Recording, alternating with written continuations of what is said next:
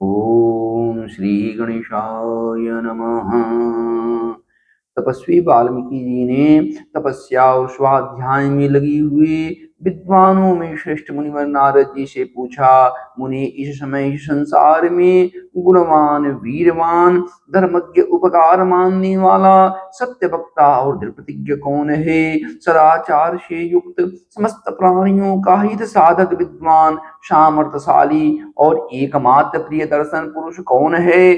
मन पर अधिकार रखने वाला, क्रोध को जीतने वाला, कांतिमान और किसी की भी निंदा नहीं करने वाला, संग्राम में कुपित होने पर जिससे देवता भी डरते हैं, वह कौन है? महर्षि, मैं यह सब सुनना चाहता हूँ, इसके लिए मुझे बड़ी उत्सुकता हो रही है और आप ऐसे पुरुष को जानने में समर्थ हैं। महर्षि वाल्मीकि मुनि के इस वचन को सुनकर तीनों लोकों का ज्ञान रखने वाले नारद जी ने उन्हें संबोधित करके कहा, अच्छा सुनिए। और फिर प्रसन्नता पूर्वक बोले, मुनि, आपने जिन बहुत से दुर्लभ गुणों का वर्णन किया है, उनसे युक्त पुरुष को मैं विचार करके कहता हूँ, आप सुने। इक्ष्वाकु की वंश में उत्पन्न हुए एक ऐसे पुरुष हैं जो लोगों में राम नाम से विख्यात हैं। वे ही मन को वश में रखने वाले, महाबलवान, कांतिमान, धैर्यवान और जितेंद्रिय हैं।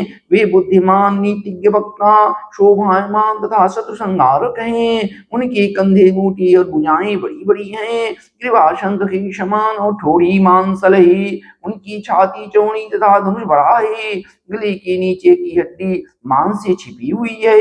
वे शत्रुओं का दमन करने वाले हैं। भुजाएं घुटने तक लंबी हैं। मस्तक सुंदर है। ललाट भव्य और चाल मनोहर है।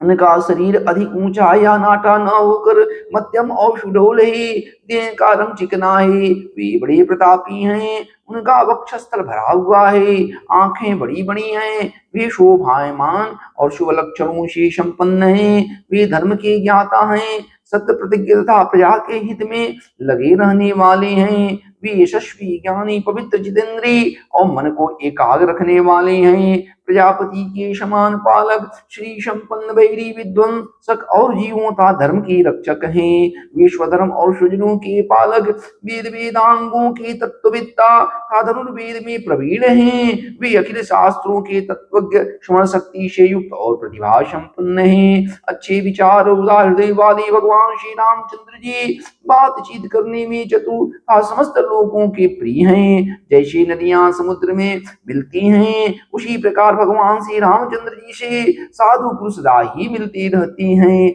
वे आर्य एवं सब में समान भाव रखने वाले हैं। उनका दर्शन सदा ही प्रिय मालूम होता ही।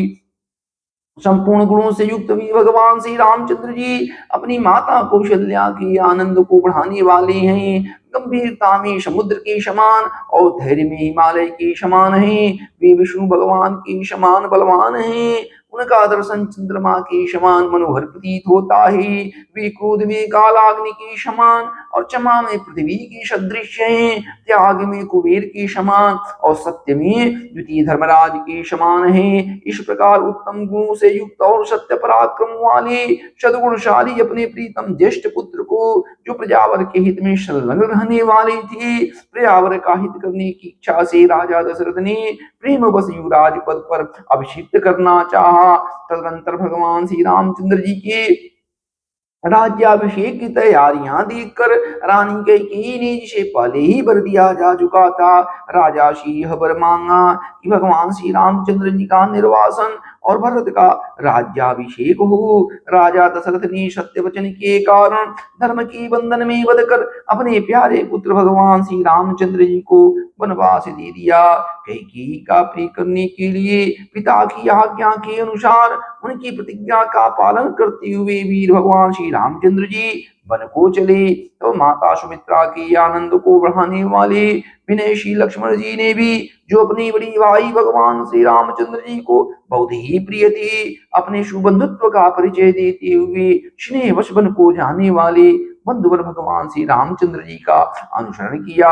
और जनक के कुल में उत्पन्न हुई भगवती सीता भी जो अवतीर्ण हुई देव माया की वहां सुंदरी समस्त शुभ लक्षणों से विभूषित स्त्रियों में उत्तम भगवान श्री रामचंद्र जी के प्राणों की समान प्रियतमा पत्नी थी, सदा ही पति का हित चाहने वाली थी। भगवान श्री रामचंद्र जी के पीछे चली जैसे चंद्रमा के पीछे रोहिणी चलती है, उस समय पिता दशरथ ने अपना सारथी भेजकर और पूर्ववासी मनुष्यों ने स्वयं जाकर जाकर दूर तक उनका अनुसरण किया।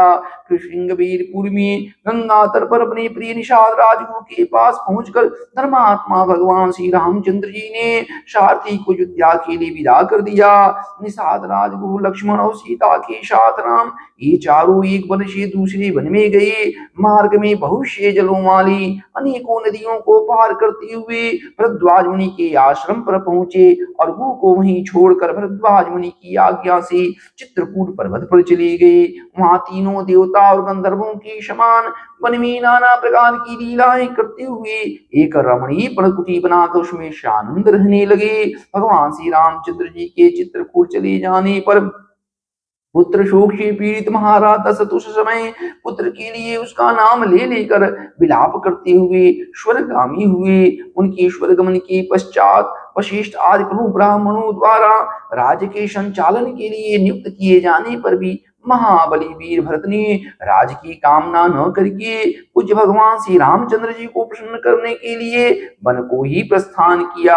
वहां पहुंचकर सद्भावनायुक्त भरत जी ने अपने बड़ी भाई सत्य पराक्रमी महात्मा भगवान श्री रामचंद्र से याचना की और यूं कहा, धर्म के आप ही राजा हूं, परंतु महान यशस्वी परम उदार प्रसन्न मुख महाबली भगवान श्री रामचंद्र जी ने भी पिता के आदेश का पालन करते हुए राज्य की अभिलाषा न की और भरताग्रज ने राज्य के लिए न्यास चिन्ह के रूप में अपनी खड़ाओं भरत जी को देकर उन्हें बार बार आग्रह करके लौटा दिया। अपनी अपूर्ण इच्छा को लेकर ही भरत ने भगवान श्री रामचंद्र जी के चरणों का स्पर्श किया और भगवान श्री रामचंद्र जी के आगमन की प्रतीक्षा करते हुए नंदी ग्राम में राज्य करने लगे।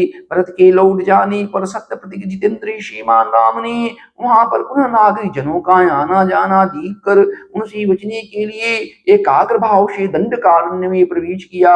उस महान वन में पहुंचकर कमल लोचन भगवान श्री रामचंद्र जी ने विराट नामक राक्षस को मारकर शरभंग सुतीक्ष्ण अगस्त्य मुनि तथा अगस्त्य मुनि के भ्राता का दर्शन किया। फिर अगस्त्य मुनि के ही कहने से उन्होंने इंद्रधनुष एक खंग और दो तूणीर जिसमें बाण कभी नहीं घटते थे प्रसन्नता पूर्वक ग्रहण किया। एक दिन वन में वनचरों के साथ रहने वाले भगवान श्री रामचंद्र जी के पास असुरों तथा राक्षसों के वध के लिए निवेदन करने को वहां की सभी ऋषि आई। उस समय वन में भगवान श्री रामचंद्र जी ने दंडकारण्यवासी अग्नि के समान तेजस्वी उन ऋषियों को राक्षसों के मारने का वचन दिया और संग्राम में उनके वध की प्रतिज्ञा की। वहां ही रहते हुए भगवान श्री रामचंद्र जी ने इच्छा अनुसार रूप बनाने वाली जनस्थान निवासिनी शूर्पणखा नाम की राक्षसी को लक्ष्मण के द्वारा उसकी नाक कटाकर कुरूप कर दिया। तब शूर्पणखा की कहनी से चढ़ाई करने वाले सभी राक्षसों को और खरदूषण त्रिशिरा तथा उनके पृष्ठपोषक असुरों को भगवान श्री रामचंद्र जी ने युद्ध में मार डाला। उस वन में निवास करते हुए उन्होंने जन स्थानवासी 14,000 राक्षसों का वध किया। तदनंतर अपने कुटुंब का वध सुनकर रावण नामक राक्षस क्रोध से मूर्छित हो उठा और उसने मारीच राक्षस से सहायता मांगी। यद्यपि मारीच ने यह कहकर कि रावण उस बलवान राम के साथ तुम्हारा विरोध ठीक नहीं है, रावण को अनेकों बार मना किया, परंतु काल की प्रेरणा से रावण ने मारीच के वाक्यों को टाल दिया और उसके साथ ही भगवान श्री रामचंद्र जी की आश्रम पर गया। मायावी मारीच के द्वारा उसने दोनों राजकुमारों को आश्रम से दूर हटा दिया और स्वयं भगवान श्री रामचंद्र जी की पत्नी सीता जी का अपहरण कर लिया। जाति समय मार्ग में विघ्न डालने के कारण उसने जटायु नामक कृत का वध किया तत्पश्चात जटायु को वह देखकर और उसी के मुख से सीता का सुनकर भगवान श्री रामचंद्र जी शोक से पीड़ित होकर विलाप करने लगे। उस समय उनकी सभी इंद्रियां व्याकुल हो उठी थी। फिर उसी शोक में पड़ी हुई उन्होंने जटायु कृत का अग्नि संस्कार किया और वन में सीता जी को ढूंढती हुई कबंध नामक राक्षस को देखा, जो शरीर से विकृत भयंकर दिखने वाला था। महाभाव भगवान श्री रामचंद्र जी ने उसे मारकर उसका भी दाह किया, अतः वह स्वर्ग को चला गया। जाते समय उसने भगवान श्री रामचंद्र जी से धर्मचारिणी शबरी का पता बतलाया और कहा, रघुनंदन आप धर्मपरायण सन्यासी शबरी के आश्रम पर जाइए। शत्रुहंता महान तेजस्वी दशरथ कुमार राम शबरी की यहाँ गई। उसने उनका भली भांति पूजन किया। फिर भी पंपासर के तट पर हनुमान नामक वानर से मिले और उन्हीं के कहने से सुग्रीव से भी मेल किया। तदनंतर महाबलवान भगवान श्री रामचंद्र जी ने आदि से ही लेकर जो कुछ हुआ था वह और विशेषता सीता का वृत्तांत सुग्रीव से कह सुनाया। वानरराज सुग्रीव ने भगवान श्री रामचंद्र जी की सारी बातें सुनकर उनके साथ प्रेम पूर्वक अग्नि को साक्षी बनाकर मित्रता की। उसके बाद वानरराज सुग्रीव ने स्नेहवश बाली के साथ बैर होने की सारी बातें भगवान श्री रामचंद्र जी से दुखी होकर बतलाई। उस समय भगवान श्री रामचंद्र जी ने बाली को मारने की प्रतिज्ञा की। तब वानरराज सुग्रीव ने वहां पर बाली के बल का वर्णन किया, क्योंकि सुग्रीव को भगवान श्री रामचंद्र जी के बल के विषय में बराबर शंका बनी रहती थी। भगवान श्री रामचंद्र जी की प्रतीति के लिए उन्होंने दुदुम्बी दैत्य का महान पर्वत के समान विशाल शरीर दिखलाया। महाबली महाबाहु भगवान श्री रामचंद्र जी ने तनिक मुस्कुराकर उन अस्त्र समूहों को देखा और पैर की अंगूठी से उसे 10 योजन दूर फेंक दिया। फिर एक ही महान बाण से उन्होंने अपना विश्वास दिलाते हुए 7 ताल वृक्षों और पर्वत रसातल को बीध डाला। तदनंतर भगवान श्री रामचंद्र जी की इस कार्य से महाकवि सुग्रीव मन ही मन बड़ी प्रसन्न हुए और उन्हें भगवान श्री रामचंद्र जी को पर विश्वास हो गया। फिर वे उनके साथ किष्किंधा गुहा में गए। वहां पर सुवर्ण के समान पिंगल वर्ण वाले वीरवर सुग्रीव ने बड़ी जोर से गर्जना की। उस महानाद को सुनकर वानरराज बाली अपनी पत्नी तारा को आश्वासन देकर तत्काल घर से बाहर निकला और सुग्रीव से भिड़ गया। वहां भगवान श्री राम ने बाली को एक ही बाण से मार गिराया। सुग्रीव की कथानुसार उस संग्राम में बाली को मारकर उसी राज्य पर भगवान श्री रामचंद्र जी ने सुग्रीव को ही बिठा दिया। तब उन वानर राज ने भी सभी वानरों को बुलाकर माता जानकी का पता लगाने के लिए उन्हें चारों दिशाओं में भेज दिया। तत्पश्चात संपादी नामक गृद्ध की कहनी से बलवान हनुमान जी 100 योजन विस्तार वाली झार समुद्र को कूद कर लांग गई। वहां रावण पालित लंकापुरी में पहुंचकर उन्होंने अशोक वाटिका में सीता जी को चिंतामग्न देखा। तब उन विदेह नंदिनी को अपनी पहचान देकर भगवान श्री रामचंद्र जी का संदेश सुनाया और उन्हें सांत्वना देकर उन्होंने अशोक वाटिका का द्वार तोड़ डाला। फिर 5 सेनापतियों और 7 मंत्री कुमारों की हत्या कर वीर अक्ष कुमार का भी कछुबन निकाला। इसके बाद भी जानबूझकर पकड़ी गई। ब्रह्मा जी के वरदान से अपने को ब्रह्मपाश से छूटा हुआ जानकर भी वीर हनुमान जी ने अपने को बांधने वाले उन राष्ट्रों का अपराध स्वेच्छानुसार सह लिया। तत्पश्चात मिथिलेश कुमारी सीता जी के स्थान के अतिरिक्त समस्त लंका को जलाकर भी महाकवि हनुमान जी भगवान श्री रामचंद्र जी को प्रिय संदेश सुनाने के लिए लंका से लौट आए। अपरिमित बुद्धिशाली हनुमान जी ने वहां जाकर महात्मा भगवान श्री रामचंद्र जी की प्रदक्षिणा करके यूं सत्य निवेदन किया, मैंने सीता जी का दर्शन किया है। इसके अंतर सुग्रीव के साथ भगवान श्री रामचंद्र जी ने महासागर के तट पर जाकर सूर्य की समान तेजस्वी बाणों से समुद्र को क्षुब्ध किया। तब नदीपति समुद्र ने अपने को प्रकट किया। फिर समुद्र की ही कहने से भगवान श्री रामचंद्र जी ने नल से पुल का निर्माण कराया और उसी पुल से लंकापुरी में जाकर रावण को मारा। फिर सीता जी के मिलने पर भगवान श्री रामचंद्र जी को बड़ी लज्जा हुई। तब भरी सभा में सीता जी के प्रति वे मर्मभेदी वचन कहने लगे। उनकी इस बात को न सह सकने के कारण साध्वी सीता अग्नि में प्रवेश कर गई। इसके बाद अग्नि के कहने से उन्होंने सीता जी को निष्कलंक माना। महात्मा भगवान श्री रामचंद्र जी की इस महान कर्म से देवता और ऋषियों सहित चराचर त्रिभुवन संतुष्ट हो गया। सभी देवताओं से पूजित होकर भगवान श्री रामचंद्र जी बहुत प्रसन्न हुए और राक्षस राज विभीषण को लंका के राज्य पर अभिषिक्त करके कृतार्थ हो गई। उस समय निश्चिंत होने के कारण उनके आनंद का ठिकाना न रहा। यह सब हो जाने पर भगवान श्री रामचंद्र जी सभी देवताओं से वर पाकर और मरी हुई बानों को जीवन दिलाकर अपने सभी साथियों के साथ पुष्पक विमान पर चढ़कर अयोध्या के लिए प्रस्थित हुई। भरद्वाज मुनि के आश्रम पर पहुंचकर सबको आराम देने वाली सत्य पराक्रमी भगवान श्री रामचंद्र जी ने भरत जी के पास हनुमान जी को भेजा। फिर सुग्रीव के साथ कथा वार्ता करती हुई पुष्पकारूढ़ होकर भी नंदी ग्राम को गई। निष्पा भगवान श्री रामचंद्र जी ने नंदी ग्राम में अपनी जटा कटाकर भाइयों के साथ सीता जी को पाने के अंतर पुनः अपना राज्य प्राप्त किया। अब भगवान श्री रामचंद्र जी के राज्य में लोग प्रसन्न सुखी संतुष्ट पुष्ट धार्मिक तथा रोग व्याधि से मुक्त रहेंगे। उन्हें दुर्भिक्ष का भय न होगा। कोई कहीं भी अपने पुत्र की मृत्यु नहीं देखेंगे। स्त्रियां विधवान होंगी, सदा पतिव्रता होंगी। आग लगने का किंचित भी भय न होगा।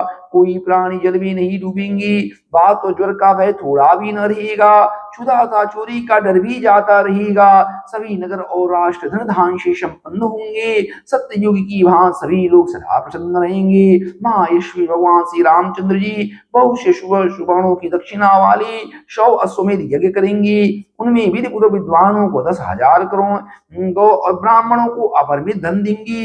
100 गुने राजवंशों की स्थापना करेंगे। संसार में चारों वर्णों को अपने अपने धर्म में नियुक्त रखेंगे। फिर 11,000 वर्षों तक राज करने की अंतर भगवान श्री रामचंद्र जी अपने परम धाम को पधारेंगे। वेदों के समान पवित्र पापनाशक और पुण्यमेश रामचरित को जो पढ़ेगा वह सब पापों से मुक्त हो जाएगा। आयु बढ़ाने वाली श्री रामायण कथा को पढ़ने वाला मनुष्य मृत्यु की अनंतर पुत्र पोता अन्य परिजनों के साथ स्वर्ग लोक में प्रतिष्ठित होता है। इसे ब्राह्मण पढ़े तो विद्वान हो, क्षत्रिय पढ़ता हो तो पृथ्वी का राज्य प्राप्त करे, वैश्य को व्यापार में लाभ हो और शूद्र भी प्रतिष्ठा प्राप्त करे। श्री राम जय राम जय जय राम, श्री राम जय राम जय जय राम। देवर्षि नारद जी के उपयुक्त वचन सुनकर वाणी विशाल धर्मात्मा ऋषि वाल्मीकि मुनि ने अपने शिष्यों सहित उन महामुनि का पूजन किया। वाल्मीकि मुनि से यथावत सम्मानित होकर देवर्षि नारद जी ने जाने के लिए उनसे आज्ञा मांगी और उनसे अनुमति मिल जाने पर वे आकाश मार्ग से चली गई। उनके देवलोक पधारने के 2 ही घड़ी बाद वाल्मीकि मुनि जी तमसा नदी के तट पर गई, जो गंगा जी से अधिक दूर नहीं था। तमसा के तट पर पहुंचकर वहां के घाट को कीचड़ से रहित देखकर मुनि ने अपने पास खड़े हुए शिष्य से इस प्रकार कहा, भरद्वाज देखो, यहाँ का घाट बड़ा सुंदर है। इसमें कीचड़ का नाम नहीं है। यहाँ का जल वैसा ही स्वच्छ है जैसे सतपुरुष का मन होता है। तात यहीं कलश रख दो और मुझे मेरा वरकल दो। मैं तमसा के इसी उत्तम तीर्थ में स्नान करूंगा। महात्मा वाल्मीकि मुनि के ऐसा कहने पर नियम परायण शिष्य भरद्वाज ने अपने गुरु मुनिवर वाल्मीकि मुनि को वलकल वस्त्र दिया। शिष्य के हाथ से वलकल लेकर वे जितेंद्रिय मुनि वहां के विशाल वन की शोभा देखते हुए सब ओर विचरने लगे। उनके पास ही क्रौंच पक्षियों का एक जोड़ा, जो कभी एक दूसरे से अलग नहीं होता था, विचर रहा था। वे दोनों पक्षी बड़ी मधुर बोली बोलती थी। भगवान वाल्मीकि ने पक्षियों के उन जोड़ों को वहां देखा। उस समय पाप गुण विचार रखने वाले एक निषाद ने, जो समस्त जंतुओं का अकारण वैरी था, वहां आकर पक्षियों के उस जोड़े में से एक नर पक्षी को मुनि के देखते देखते बाण से मार डाला। वह पक्षी खून से लथपथ होकर पृथ्वी पर गिर पड़ा और पंख फड़फड़ाता हुआ तड़पने लगा। अपने पति की हत्या हुई थी। उसकी भार्या क्रौंची करुणाजनक स्वर में से चित्कार कर उठी। उत्तम पंखों से युक्त वह पक्षी सदा अपनी भार्या के साथ विचरता था। उसके मस्तक का रंग तांबे की समान लाल था और वह काम से मतवाला हो गया था।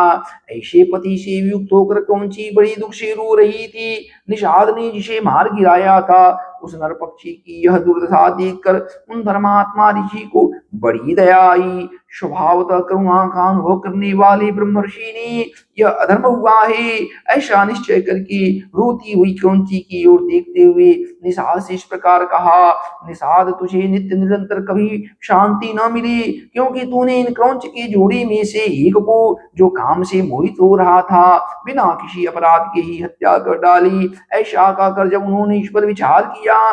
तब उनके मन में यह चिंता हुई, अहो इस पक्षी के शोक से पीड़ित होकर मैंने यह क्या कह डाला। यही सोचते हुए महाज्ञानी और परम बुद्धिमान मुनि वाल्मीकि जी एक निश्चय पर पहुंची गई और अपने शिष्य से इस प्रकार बोली, तात शोक से पीड़ित हुई मेरे मेरे मुख से जो वाक्य निकला ही, यह 4 चरणों में आबद्ध ही। इसके प्रत्येक चरण में बराबर बराबर यानी 8-8 अक्षर ही था। इसे बिना के लय पर गाया भी जा सकता है। अतः मेरा यह वचन श्लोक रूप तथा श्लोक नामक छंदसी आबद्ध काव्य रूप या यश रूप होना चाहिए, अन्यथा नहीं। मुनि की यह उत्तम बात सुनकर उनके शिष्य भरद्वाज को बड़ी प्रसन्नता हुई और उसने उनका समर्थन करते हुए कहा, हाँ आपका यह वाक श्लोक रूप ही होना चाहिए। शिष्य के इस कथन से मुनि को विशेष संतोष हुआ। तत्पश्चात उन्होंने उत्तम तीर्थ में विधि पूर्वक स्नान किया और उसी विषय का पर विचार करते हुए वे आश्रम की ओर लौट पड़े। फिर उनका विनीत एवं शास्त्र शिष्य भरद्वाज भी वह जल से भरा हुआ कलश लेकर गुरु जी के पीछे पीछे चला। शिष्य के साथ आश्रम में पहुंचकर धर्मज्ञ ऋषि वाल्मीकि जी आसन पर बैठे और दूसरी दूसरी बातें करने लगे, परंतु उनका ध्यान उस श्लोक की ओर ही लगा रहा। इतने में ही अखिल विश्व की सृष्टि करने वाली सर्वसमर्थ महातेजस्वी चतुर ब्रह्मा जी मुनिवर वाल्मीकि मुनि से मिलने के लिए स्वयं उनके आश्रम पर आए।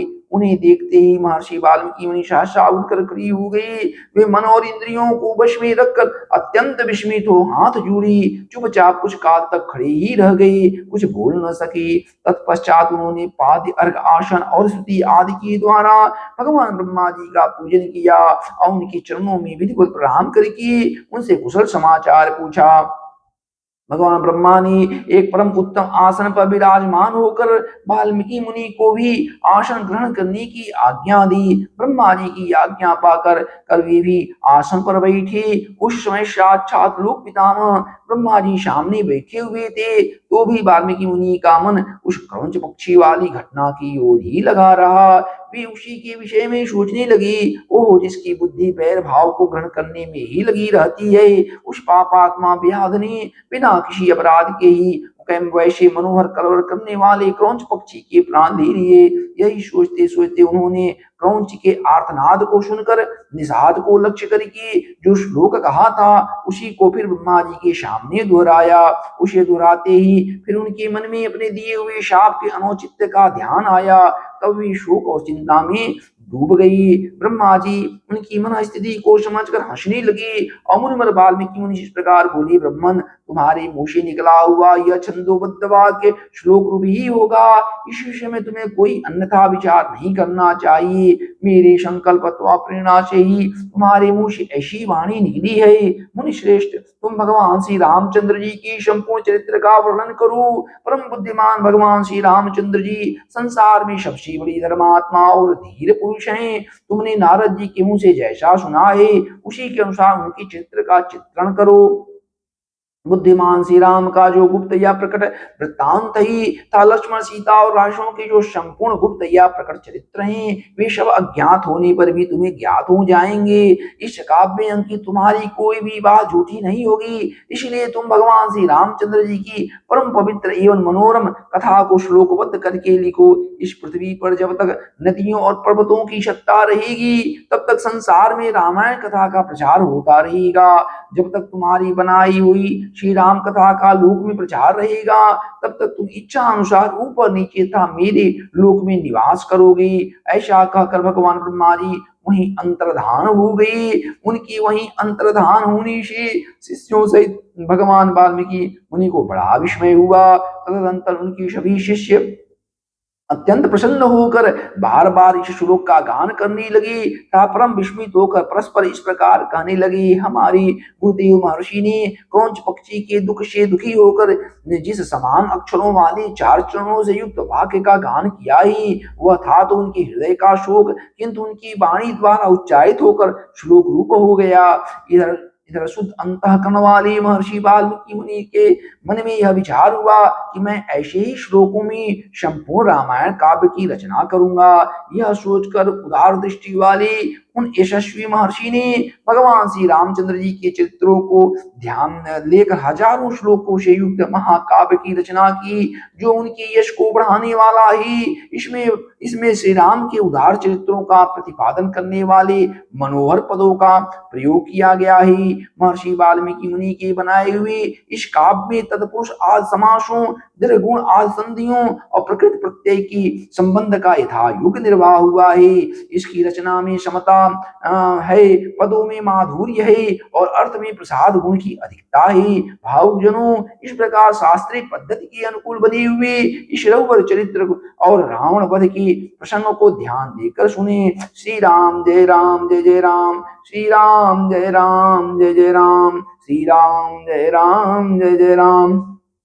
नारद जी के मुख से धर्म अर्थ एवं काम रूपी फल से युक्त हितकर मोक्षदायक तथा प्रकट और गुप्त संपूर्ण रामचरित्र को, जो रामायण महाकाव्य की प्रधान कथा वस्तु था, सुनकर महर्षि वाल्मीकि मुनि जी बुद्धिमान श्री राम के उस जीवन वृत्त का पुनः भली भांति साक्षात्कार करने के लिए प्रयत्न करने लगी। वे पूर्वाग्र कुशों के आसन पर बैठ गई और विधि पूर्वक आचमन करके हाथ जोड़े हुए स्थिर भाव से स्थिर हो योग धर्म समाधि के द्वारा भगवान श्री राम आदि के चरित्रों का अनुसंधान करने लगी। श्री राम लक्ष्मण सीता था राज्य और रानियों सहित राजा दशरथ के से संबंध रखने वाली जितनी भी बातें थी, हंसना बोलना चलना और राज्य पालन आदि जितनी चेष्टाएं हुई, उन सब का महर्षि ने अपने योग धर्म बल से भली भांति साक्षात्कार किया। सत्य कि भगवान श्री रामचंद्र जी ने लक्ष्मण और सीता के साथ वन में विचरते समय जो लीलाएं की थी, वे सब उनकी दृष्टि में आ गईं।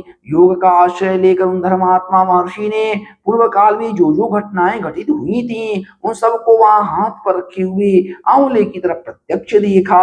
सबके मन को प्रिय लगने वाले भगवान श्री राम के संपूर्ण चरित्रों का योग धर्म समाधि के द्वारा यथारूप से निरीक्षण करके महाबुद्धिमान महर्षि वाल्मीकि मुनि ने उन सबको महाकाव्य का रूप देने की चेष्टा की। महात्मा नारद जी ने पहले जैसा वर्णन किया था, उसी की क्रम से भगवान वाल्मीकि मुनि ने रघुवंश विभूषण भगवान श्री राम के चरित्र विषयक रामायण काव्य का निर्माण किया। जैसी समुद्र सब रत्नों की निधि है, उसी प्रकार यह महाकाव्य गुण अलंकार एवं धन आदि रत्नों का भंडार है। इतना ही नहीं, यह संपूर्ण श्रुतियों के सारभूत अर्थ का प्रतिपादन होने के कारण सबके कानों को प्रिय लगने वाला है तथा सभी के चित्त को आकृष्ट करने वाला है। यह धर्म अर्थ काम मोक्ष रूपी गुणों से युक्त था। इनका विस्तार पूर्वक प्रतिपादन एवं दान करने वाला है। श्री राम के जन्म, उनके महान पराक्रम, उनकी सर्वानुकूलता, लोकप्रियता, क्षमा, सौम्य भाव तथा सत्यशीलता का इस काव्य में महर्षि ने वर्णन किया है।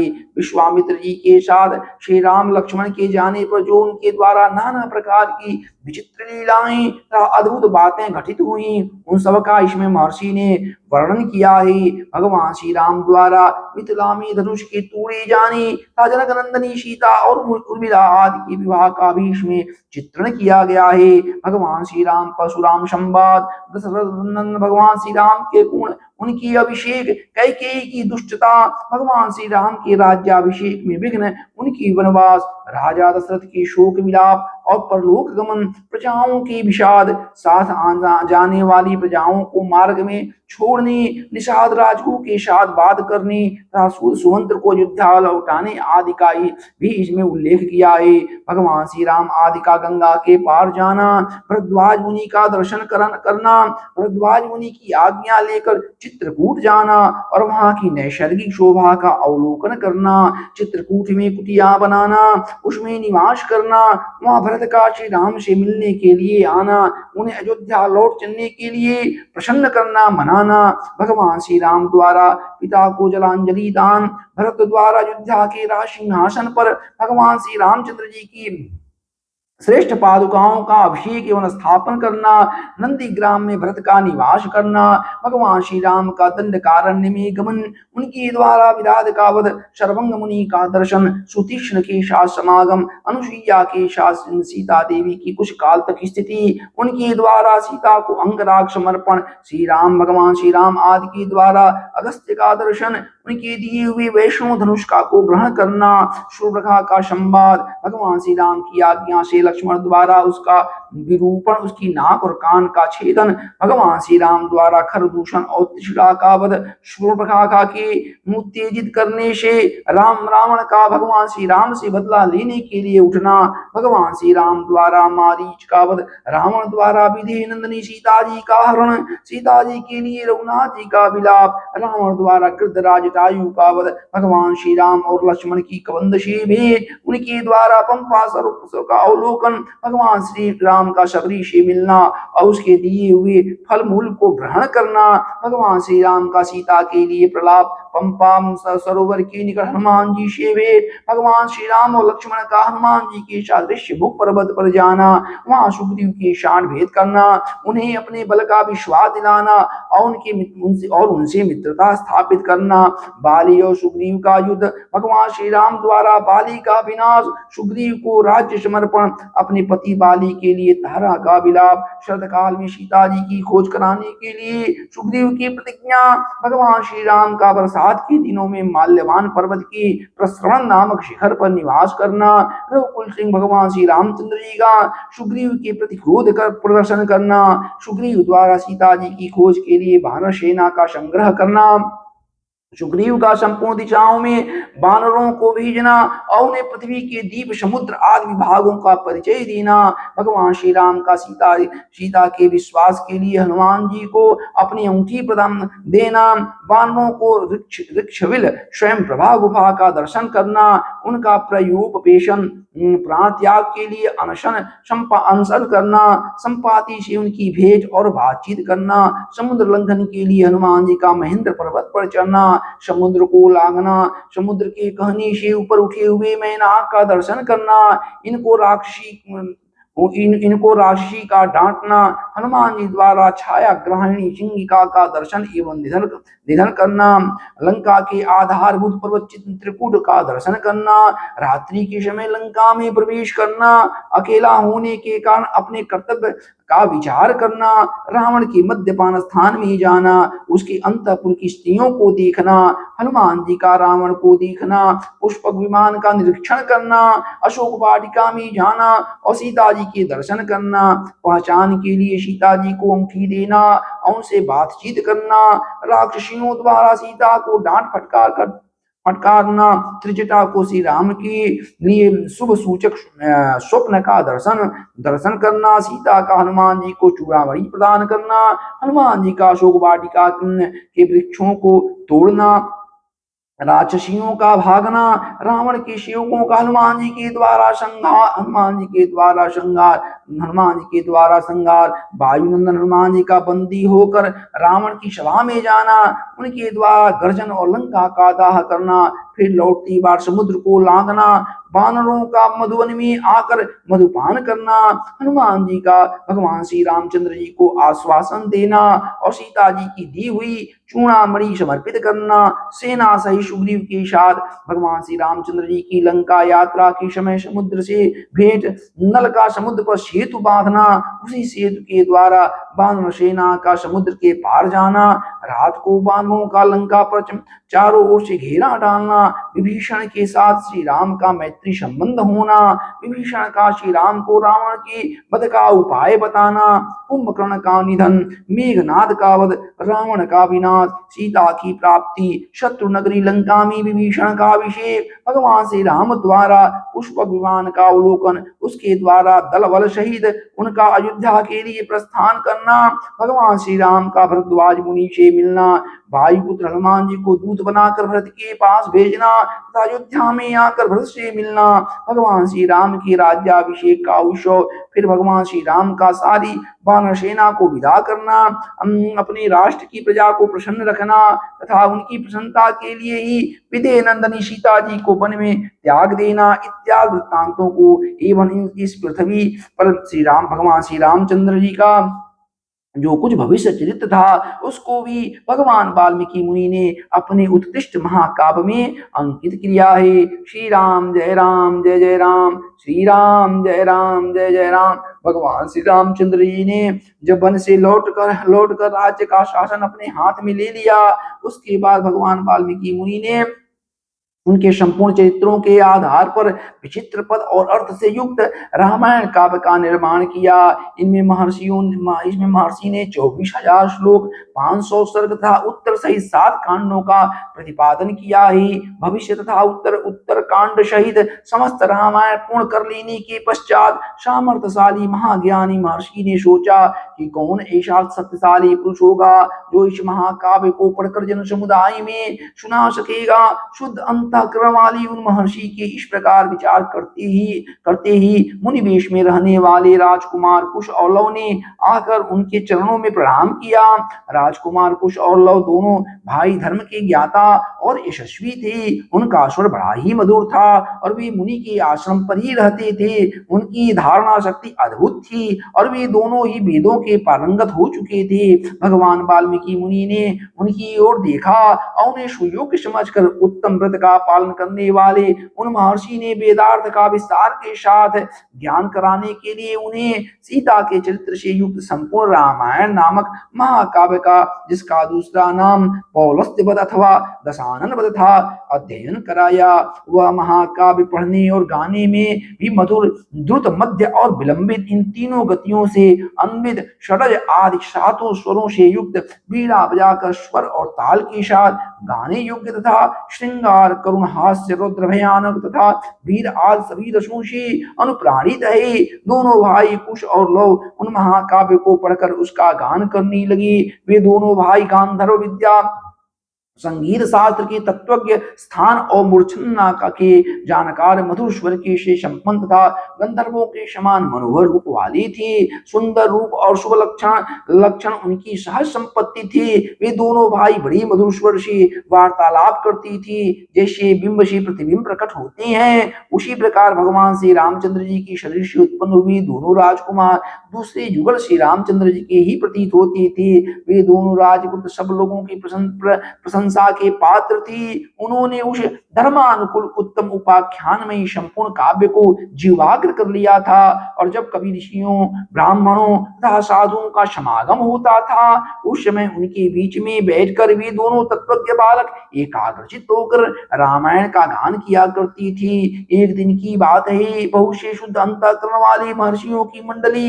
एकत्र हुई थी। उसमें महान सौभाग्यशाली तथा समस्त शुभ लक्षणों से सुशोभित महामनस्वी कुश और लव भी उपस्थित थे। उन्होंने भी सभा में उन महात्माओं के समीप बैठकर उस रामायण काव्य का गान किया। उसे सुनकर सभी मुनियों के नेत्रों में आंसू भर आए और वे अत्यंत विस्मित, विमुग्ध होकर उन्हें साधुवाद देने लगे। मुनि धर्म वत्सल तो होते ही हैं। वे धार्मिक उपाख्यान सुनकर उन सब के मन में बड़ी प्रसन्नता हुई। वे रामायण कथा के गायन कुमार कुश और लव की जो प्रशंसा की ही योग्य थी, इस प्रकार प्रशंसा करने लगी। यहो, इस बालकों के गीत में कितना माधुर्य है, श्लोकों की मधुरता तो और भी अद्भुत है। यद्यपि इस काव्य में वर्ण घटना बहुत दिनों पहले हो चुकी है, तो भी इन दोनों बालकों ने इस सभा में प्रवेश करके एक साथ ऐसे सुंदर भाव से स्वर संपन्न राग युक्त मधुर गान किया है कि वे पहले की घटनाएं प्रत्यक्ष ही दिखाई देने लगी हैं, मानो अभी अभी आंखों के सामने घटित हो रही हो। इस प्रकार उत्तम तपस्या से युक्त महर्षिगण उन दोनों कुमारों की प्रशंसा करती और वे उनसे प्रशंसित होकर अत्यंत मधुर राग से रामायण का गान करती थी। उनके गान से संतुष्ट हुए किसी मुनि ने उठकर उन्हें पुरस्कार के रूप में एक कलश प्रदान किया। किसी दूसरे महायशस्वी महर्षि ने प्रसन्न होकर उन दोनों को वल्कल वस्त्र दिया। किसी ने काल मृग चर्म भेंट किया तो किसी ने यज्ञोपवीत दिया। एक ने कमंडलू दिया तो दूसरे महामुनि ने मुंज की मेखला भेंट की। तीसरे ने आसन और चौथे ने कौपीन प्रदान किया। किसी अन्य मुनि ने हर्ष में भरकर उन दोनों बालकों के लिए कुठार अर्पित किया। किसी ने गेरुआ वस्त्र दिया तो किसी मुनि ने चीर भेंट किया। किसी दूसरे ने आनंद मग्न होकर जटा बांधने के लिए रस्सी दी तो किसी ने शमिधा बांध कर लाने के लिए डोरी प्रदान की। एक ऋषि ने यज्ञ पात्र दिया तो दूसरे ने काष्ठ भार समर्पित किया। किसी ने गूलर की लकड़ी का बना हुआ पीढ़ा अर्पित किया। कुछ लोग उस समय आशीर्वाद देने लगे, बच्चों तुम दोनों का कल्याण हो। दूसरे महर्षि प्रशंसा पूर्वक बोल उठी, तुम्हारी आयु बढ़ी। इस प्रकार सभी सत्यवादी मुनियों ने उन दोनों को नाना प्रकार के वर दिए। महर्षि वाल्मीकि मुनि द्वारा वर्णित आश्चर्यमय काव्य परवर्ती कवियों के लिए श्रेष्ठ आधारशिला है। भगवान श्री रामचंद्र जी के संपूर्ण चरित्रों का क्रमशः वर्णन करते हुए इसकी समाप्ति की गई है। संपूर्ण गीतों के विशेषज्ञ राजकुमारों, यह काव्य आयु एवं पुष्टि प्रदान करने वाला तथा सबके कान और मन को मोहने वाला मधुर संगीत है। तुम दोनों ने बड़े सुंदर ढंग से इसका गान किया है। एक समय सर्वत्र प्रशंसित होने वाले राजकुमार कुश और लव अयोध्या की गलियों और सड़कों पर रामायण के श्लोकों का गान करते हुए विचर रहे थे। इसी समय उनके ऊपर भरत के बड़े भाई श्री राम की दृष्टि पड़ी। उन्होंने उन समादर योग्य बंधुओं को अपने घर बुलाकर उनका यथोचित सम्मान किया। तदनंतर शत्रुओं का संहार करने वाले श्री राम सुवर्णमयी दिव्य सिंहासन पर विराजमान हुए। उनके मंत्री और भाई भी उनके पास ही बैठे थे। उन सबके साथ सुंदर रूप वाले उन दोनों विनयशील भाइयों की ओर देखकर भगवान श्री रामचंद्र जी ने भरत लक्ष्मण और शत्रुघ्न से कहा, ये देवताओं के समान तेजस्वी दोनों कुमार विचित्र अर्थ और पदों से युक्त मधुर काव्य बड़ी सुंदर ढंग से गाकर सुनाते हैं। तुम सब लोग इसे सुनो।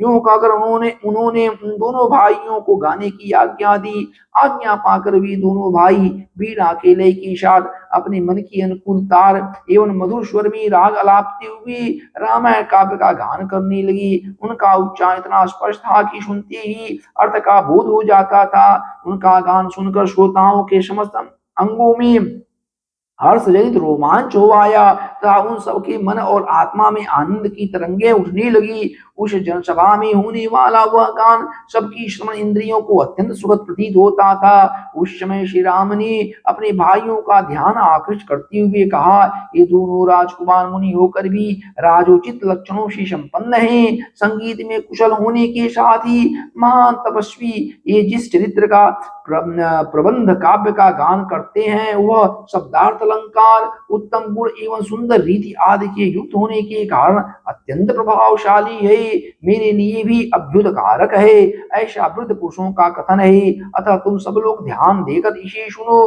तदनंतर से भगवान श्री रामचंद्र जी की आज्ञा से प्रेरित होकर वे दोनों भाई मार्ग विधान की रीति से रामायण का गान करने लगी। सभा में बैठे हुए भगवान श्री राम की भी धीरे धीरे उनका गान सुनने में तन्मय होने लगी। श्री राम जय राम जय जय राम, श्री राम जय राम जय जय राम।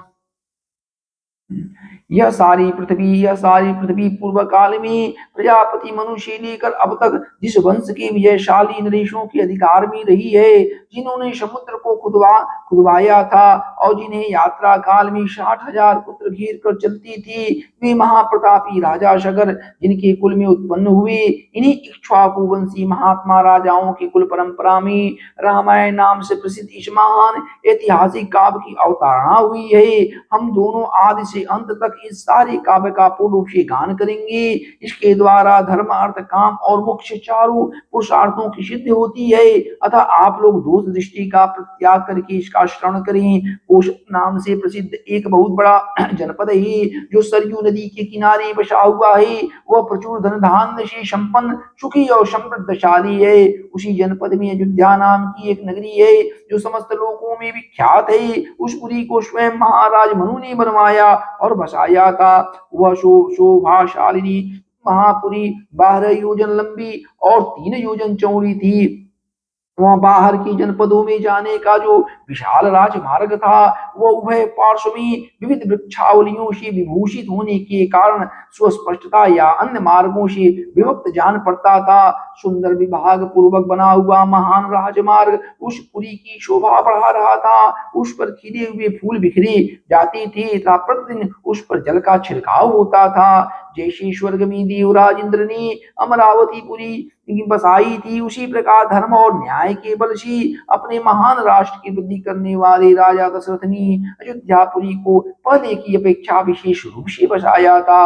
वह पुरी बड़ी बड़ी फाटकों किवाड़ों से सुशोभित थी। उसके भीतर पृथक पृथक बाजारें थी। वहां सब प्रकार के यंत्र और अस्त्र शस्त्र संचित थे। उस पुरी में सभी कलाओं के शिल्पी निवास करते थे।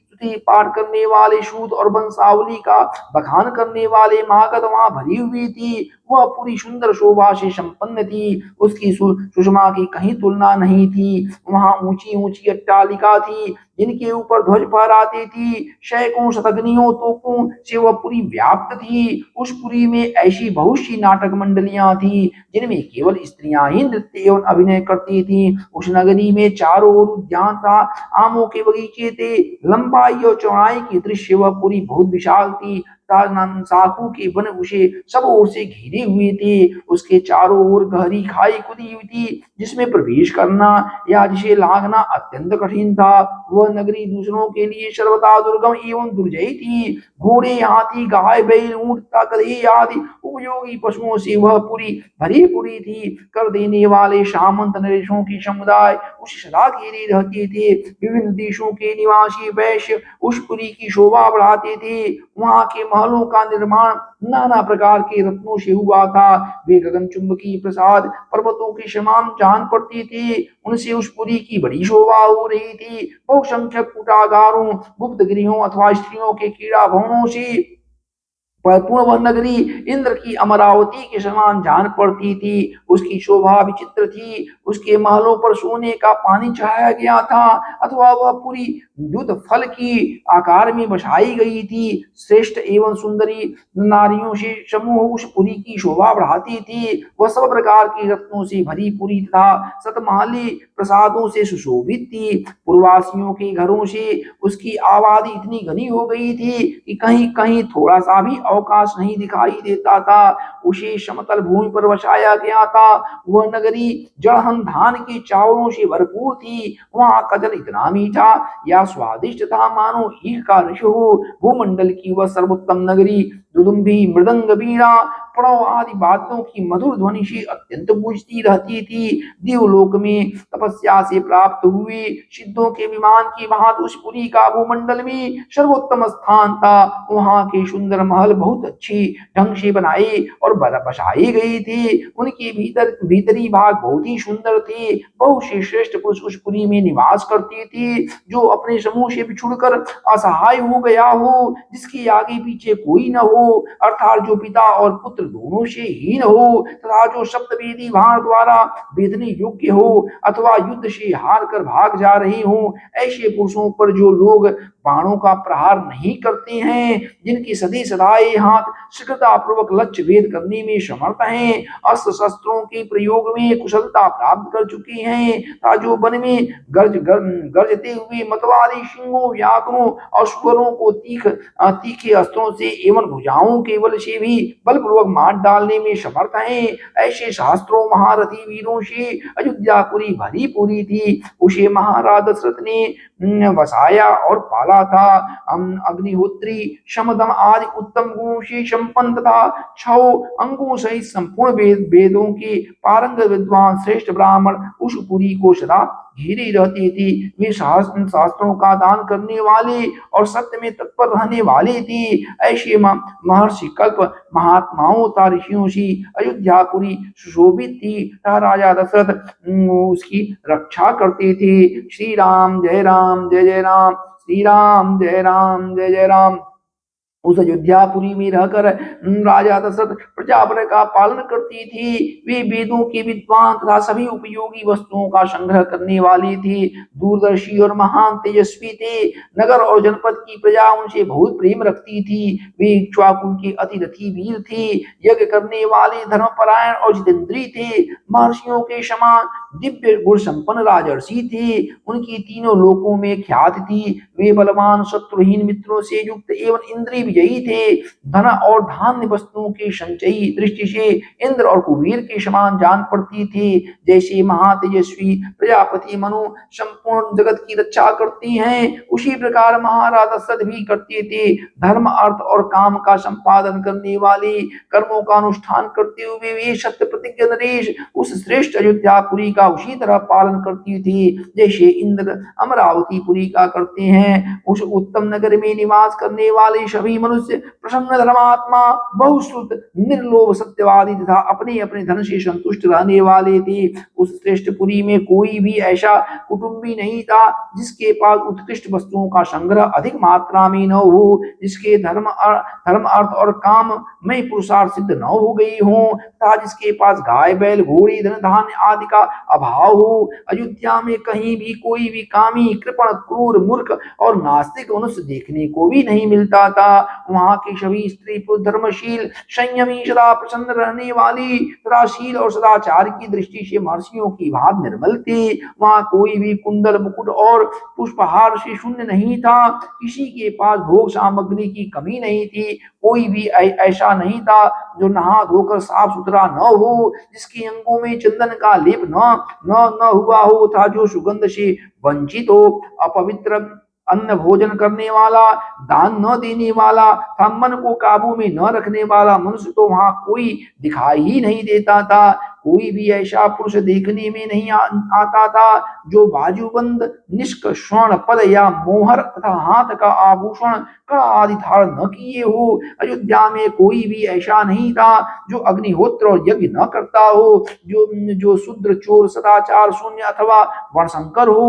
वहां निवास करने वाले ब्राह्मण सदा अपने कर्मों में लगी रहती थी, इंद्रियों को वश में रखती, दान और स्वाध्याय करती, प्रतिग्रह से बची रहती थी। वहां कहीं एक भी ऐसा विद्युष नहीं था जो नास्तिक, असत्यवादी, अनेक शास्त्रों के ज्ञान से रहित, दूसरों के दोष ढूंढने वाला, साधनों में असमर्थ और विद्याहीन हो। उस पुरी में वेद के 6 अंगों को जानने वाली, व्रतहीन, शास्त्रों से कम दान देने वाला, दीन, विक्षिप्त चित्त अथवा दुखी भी कोई नहीं था।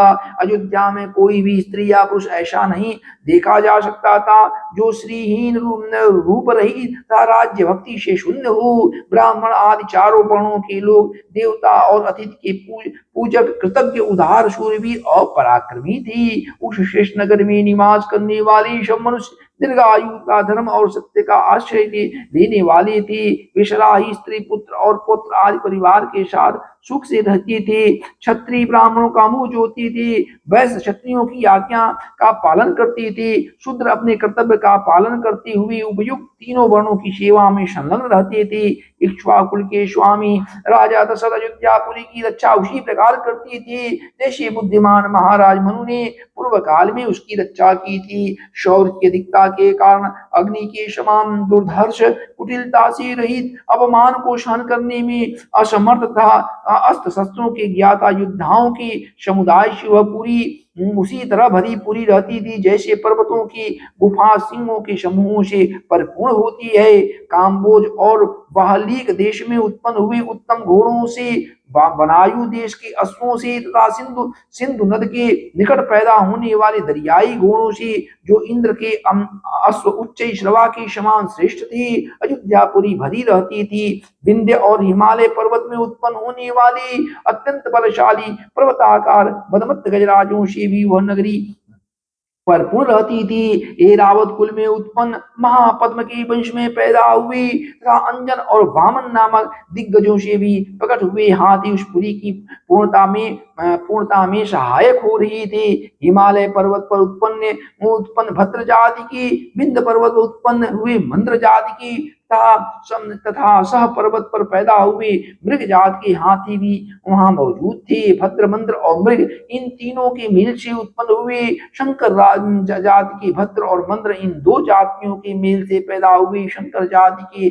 भद्र और मृग जाति के संयोग से उत्पन्न हुए शंकर जाति के तथा मृग और मंद्र, इन दो जातियों के सम्मिश्रण से पैदा हुए पर्वताकार गजराज भी, जो सदा मधुरमत रहती थी, उस पुरी में भरे हुए थे। तीन योजन के विस्तार वाली अयोध्या में 2 योजन की भूमि तो ऐसी थी जहां पहुंचकर किसी के लिए भी युद्ध करना असंभव था। इसलिए वह पूरी अयोध्या इस सत्य एवं सार्थक नाम से प्रकाशित होती थी, जिसमें रहते हुए राजा दशरथ इस जगत का, अपने राज्य का पालन करते थे। श्री राम जय राम जय जय राम, श्री राम जय राम जय जय राम, श्री राम जय राम जय जय राम। जैसे चंद्रमा नक्षत्र लोक का शासन करते हैं, उसी प्रकार महातेजस्वी महाराज दशरथ अयोध्यापुरी का शासन करते थे। उन्होंने अपने समस्त शत्रुओं को नष्ट कर दिया था, जिसका जो अयोध्या नाम सत्य एवं सार्थक था, जिसके दरवाजे और अर्गला सुदृढ़ थी, जो विचित्र गुणों से सदा सुशोभित होती थी, शास्त्रों मनुष्यों से भरी हुई उस कल्याणमयी पुरी का इंद्रतुल तेजस्वी राजा दशरथ न्याय पूर्वक शासन करते थे। श्री राम जय राम जय जय राम, श्री राम जय राम जय जय राम।